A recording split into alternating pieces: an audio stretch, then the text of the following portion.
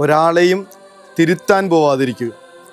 വലിയ പ്രശസ്തനായിട്ടുള്ളൊരു മോട്ടിവേഷൻ സ്പീക്കറിൻ്റെ മറ്റുള്ളവരുടെ മുൻപിൽ നമ്മളുടെ ഒരു വില കൂടാനായിട്ടുള്ള, മറ്റുള്ളവർക്ക് നമ്മളോട് അട്രാക്ഷൻ വരാനായിട്ടുള്ള വഴികളിൽ ഒന്നായിട്ട് പറഞ്ഞു തരണ മാർഗം അതാണ്.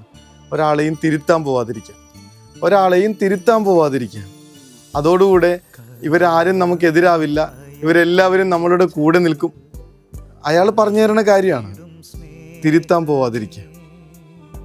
അവരവരായിരിക്കുന്ന രീതിയിൽ വിടാനായിട്ട് അയാൾ ഓർമ്മപ്പെടുത്തുമ്പോൾ ഇന്നത്തെ വചനം നമ്മളോട് പറയും, തിരുത്തണതൊക്കെ ഒക്കെയാണ്, പക്ഷേ കുരുടനായിട്ടുള്ള ഒരാൾ എങ്ങനെയാണ് കുരുടനെ വഴി കാണിക്കുക?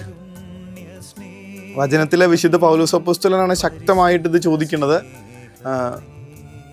ഒരുവനെ വിധിക്കാൻ നീ ആരാണ്? അവൻ വീഴുകയോ നിൽക്കുകയോ ചെയ്യുന്നത് അവൻ്റെ ദൈവത്തിൻ്റെ മുൻപിലല്ലേ? അവർക്കറിയാലോ, കർത്താവിനറിയാം അവൻ്റെ വഴി ശരിയാണോ തെറ്റിപ്പോയിട്ടുണ്ടോ.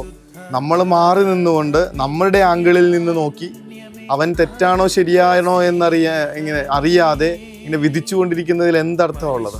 അവൻ വീഴുന്നതോ നിൽക്കുന്നതോ അവൻ്റെ ദൈവത്തിൻ്റെ മുൻപിലല്ലേ? എന്നിട്ട് ഒരു കാര്യം കൂടി കൂട്ടിച്ചേർക്കും അദ്ദേഹം, നീ അവനെ വിധിക്കുമ്പോൾ ഓർക്കണം, നീ എന്താണോ തെറ്റാണെന്ന് അവനെക്കുറിച്ച് വിധിച്ചത് അതേ തെറ്റ് തന്നെ നീയും ചെയ്യുന്നുണ്ടല്ലോ. ഇന്നത്തെ സുവിശേഷത്തിൽ കർത്താവ് അത് കുറച്ചുകൂടെയൊക്കെ ഒന്ന് ഇലാബറേറ്റ് ആയിട്ട് പറഞ്ഞു തരും.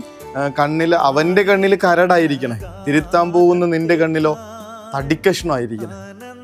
എന്നിട്ടാണോ നന്നാവണമെന്ന് നമ്മൾ നിർബന്ധം പിടിക്കണേ? വീടിൻ്റെ അകത്ത് ഇത് എത്രമാത്രം പ്രധാനപ്പെട്ട കർത്താവിൻ്റെ ഉപദേശമാണെന്നറിയാവോ? സ്വയം ഒന്ന് ആലോചിച്ച് നോക്ക്.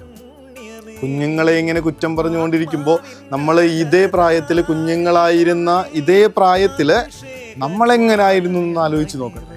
പഠിക്കുന്നില്ല എന്നും കുസൃതി കാണിക്കുന്നുവെന്നും തിരിച്ചു പറയുന്നു എന്നൊക്കെ പറയുമ്പോൾ ആ പ്രായത്തിൽ അതിനേക്കാൾ കൂടുതലായി നമ്മൾ നമ്മുടെ മാതാപിതാക്കന്മാരെ വല്ലാതെ വിഷമിപ്പിച്ചിട്ടുണ്ടല്ലോ.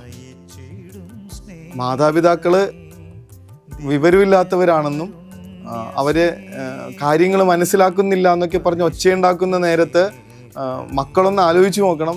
കാലങ്ങൾക്ക് മുൻപ് ഇതേ മാതാപിതാക്കളാണ് പലതവണ നിങ്ങൾക്ക് തെറ്റിപ്പോയിട്ട്, പലതവണ നിങ്ങൾക്ക് മനസ്സിലാവാഞ്ഞിട്ട് ക്ഷമയോടും സ്നേഹത്തോടും കൂടെ ചേർത്ത് പിടിച്ചിരുത്തി നിങ്ങളെ സത്യത്തിലേക്കും നേർവഴിയിലേക്കൊക്കെ നയിച്ചു തന്നെ.